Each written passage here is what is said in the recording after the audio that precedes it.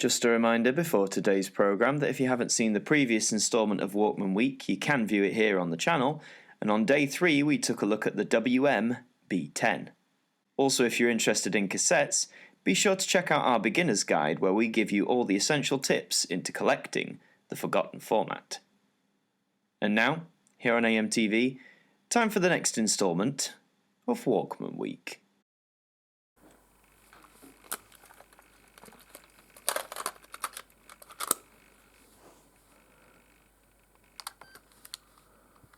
It's Martyn here, and welcome to day 4 of Walkman Week.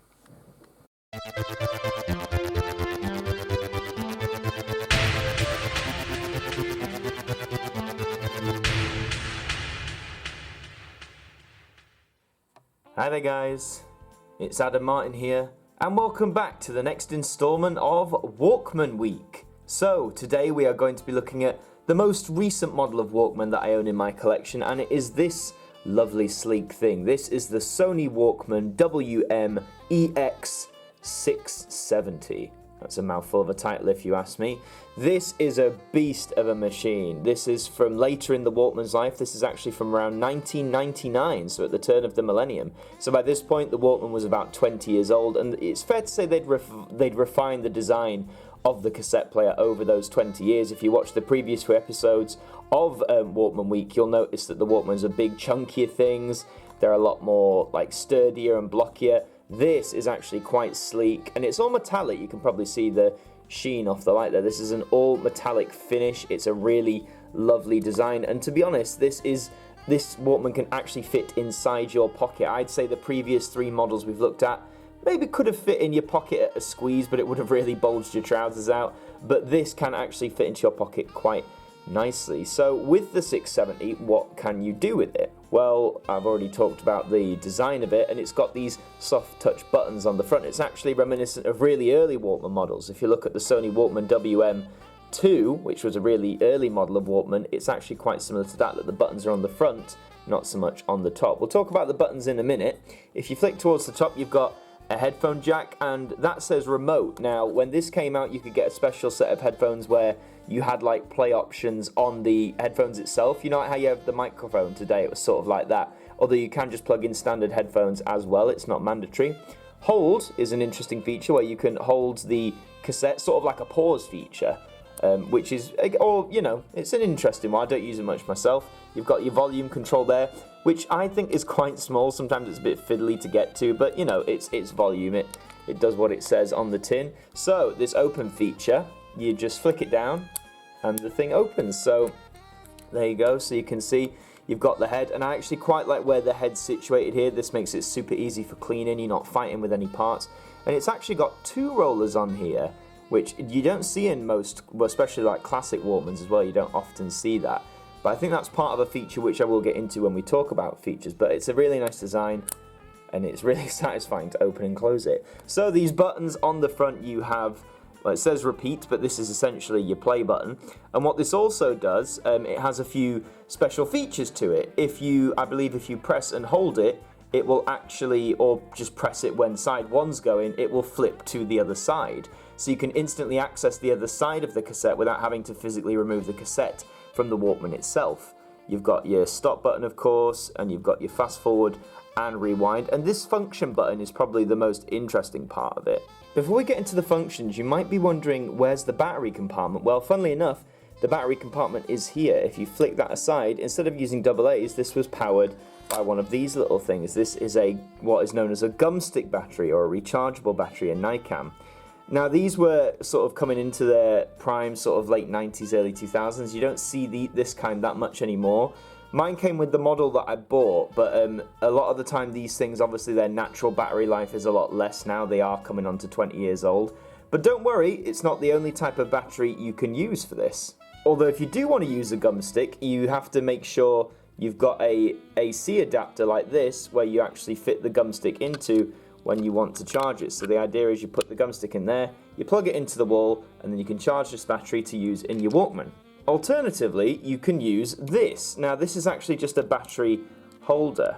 So you open it up, and it's a single AA battery housed in there. That's right, this Walkman can be powered on one AA battery, which I think is an incredible feat of how the Walkman's evolved from 4 AA's to 2, then to 1. You insert it there, and then see this dial, you twist it this way so it holds, sort of tightens it, like a screw, keep doing that until you can't do it no more. There we go. So then you can power it via an AC battery. Now, yes, it looks a bit more ugly, it's got this little black compartment sticking out at the bottom, but I think arguably you get even more battery life if you use a AA, it's something ridiculous, like nearly 40 hours of battery life, whereas the Gumstick, I think in its prime could offer you maybe about 12 to 15 hours, but that's probably going to be less now. So let's pop in the demonstration tape and let's see what we can do with this thing. So we've got the demonstration tape in here, so I'm going to press this button to start playing it. Now, hitting the function button has a variety of features. Do it and hold the stop button there. And it's a faint red light, but you've turned on the noise reduction feature. Yes, this Walkman actually has Dolby noise reduction built as a feature, which is quite nice.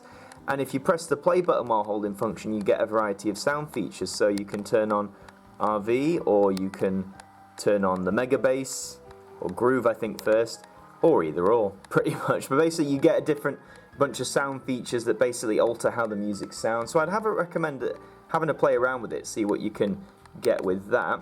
And you can also function these two buttons as well, they have a feature. So if you function and hit rewind, you turn on the automatic volume limiter system. There's another faint red tint, you might fail to see it, but that basically limits the maximum volume, which helps me so I'm not shredding my ears into many pieces. And probably the most interesting feature, if you hit function and fast forwards, you turn on the blank skip feature. Now what that does is, if you reach like a dead part of the tape so there's no sound, it will automatically skip to the next part where there's sound, which I think is a really cool feature, especially when you get to the end of a side in a cassette. It takes you straight to the end and then flips it round. So again, if I press the play button or the repeat button when it's already playing, you'll hear a mechanical sound and it will have flipped onto the other side, which again I think is a super cool feature. I'll just do it again and it'll be flipping to the other side. So there are several functions here with this little machine. And funnily enough, that the smallest machine of the Walkmans we've looked at so far arguably has the most features to it. I think that's quite novel.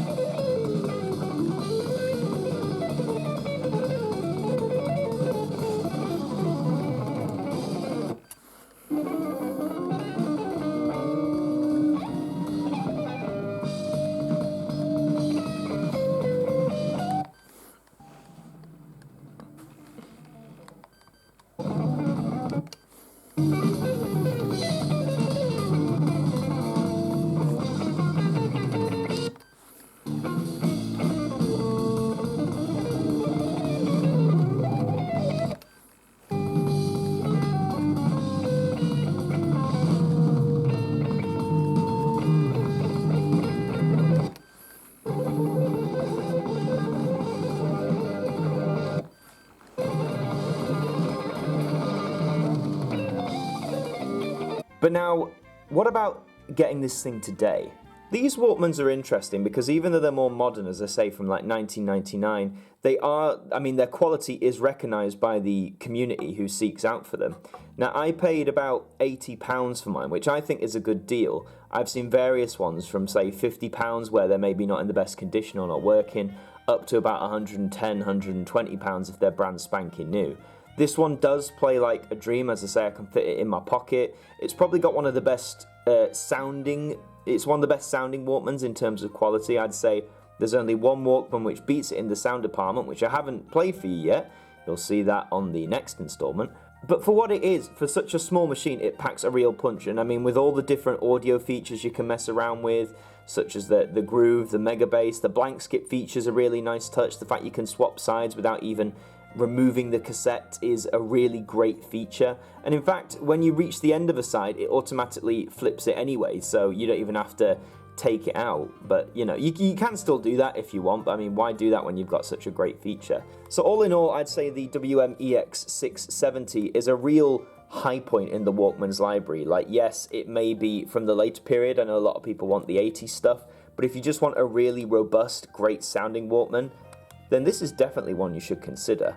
And just to finish, on the side you've got the Dolby B noise reduction auto reverse, which again, auto reverse is a great feature, groove, mega bass, you've got the limiter system, and it tells you the requirements for the battery. So yeah, if you want a great sounding Walkman, something that's really sleek, something that's going to fit in your pocket, nice and easy, the EX670 is a strong recommendation from me. But that is all for this installment of Walkman Week. Thank you very much for watching. If you like what you've seen, let me know in the comments. Are you going to pick up a Walkman like the EX670? Or if not, which kind of Walkmans do you own? Let me know in the comments. I'm curious to know what you guys have. Did you have one of these in the late 90s, early 2000s? If you did, what did you think? Leave a like on the video and subscribe to the channel if you are brand new. And until the next one, I will see you guys next time. Well, that does bring us to a close this evening on AMTV. We do hope you enjoyed the programme, and please do keep your eyes open for brand new content that will be coming to you soon. Until then, have a very good week, and we hope that you join us again soon. Good night.